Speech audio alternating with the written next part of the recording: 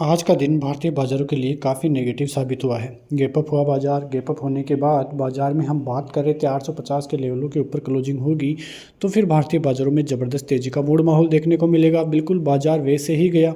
Opening के साथ ही आप देखोगे तो अच्छी खासी स्ट्रेंथ थी। स्ट्रेंथ के साथ बाज़ार ने 850 के लेवलों का ब्रेकआउट दिया, सस्टेन किया, उसके बाद फिर ब्रेकआउट आया और भारतीय बाज़ारों में ज़बरदस्त तेज़ी का मूड माहौल सुबह सुबह देखने को मिला।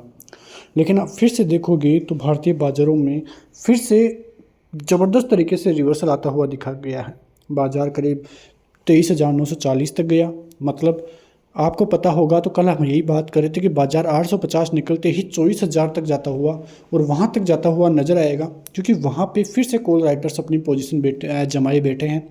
जब तक 24,000 का जोन अब कटेगा नहीं तब तक फिर से बाज़ार ऊपर सस्टेन करेगा नहीं। और बाज़ार में जिस प्रकार का रिवर्सल फिर से देखने को मिला है, बहुत ही नेगेटिव संकेत भारतीय बाज़ारों की तरफ से आते हुए दिखाई दिए हैं। क्योंकि बाज़ार आज जिस प्रकार की स्ट्रेंथ दिखाता हुआ नज़र आ रहा था, लग रहा था कि भारतीय बाज़ारों में ज़बरदस्त तेज़ी का मूड माहौल रह सकता है। आने वाले दिनों में भी बाज़ार 24,000 का लेवल दिसंबर में ही तोड़ के ऊपर जा सकता है, लेकिन ऐसा कुछ भी देखने को नहीं मिला। बाज़ार की पूरी सस्टेनेबिलिटी गायब होती हुई दिखाई दी और फिर से बाज़ार निचले स्तरों तक, जो कि करीब 23,800 तक आता हुआ यहाँ पे आपको दिखाई दे जाएगा। तो भारतीय बाज़ार फिर से उसी रेंज में आ गया है जो कि पिछले 3 दिनों की रेंज थी। अब भारतीय बाज़ारों के लिए आगे भी देखें तो यही चीज़ रहेगी कि भारतीय बाज़ार यदि 24,000 के ऊपर जाके सस्टेन करेगा तो ठीक है, नीचे 23,500 टूटता है तो आप मानना कि फिर एक बहुत ही ज़बरदस्त गिरावट का मूड माहौल भारतीय बाज़ारों की तरफ से रहने वाला है, जो फिर भारतीय बाज़ारों को करीब 22,500 के स्तर पर भी लेकर जा सकता है। बैंक निफ्टी की तरफ से भी बात करें तो आज करीब 150 पॉइंट की तेज़ी के साथ ही क्लोजिंग तो देखने को मिलेगी, लेकिन फिर भी जो सुबह सुबह देखने को मिल रहा था वो सब कुछ गायब होता हुआ दिखाई दिया। फिर सर्विसेज आप देखिए, निफ्टी आईटी भी आप देखिए, ज़्यादा कुछ देखने को नहीं मिला। मिड कैप में भी थोड़ी बहुत गिरावट ही आपको देखने को मिलेगी। तो कुल मिला के डेटा जो है फिर से नेगेटिव अब होता हुआ दिखाई दिया है।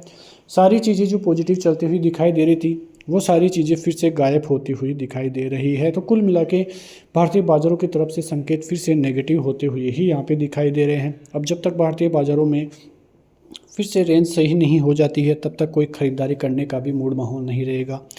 कई विशेषज्ञ कह रहे थे कि एफआईआई की छुट्टियां हैं तो अब छुट्टियों पे जाते हुए दिखाई देंगे, लेकिन ऐसा कुछ भी नहीं है।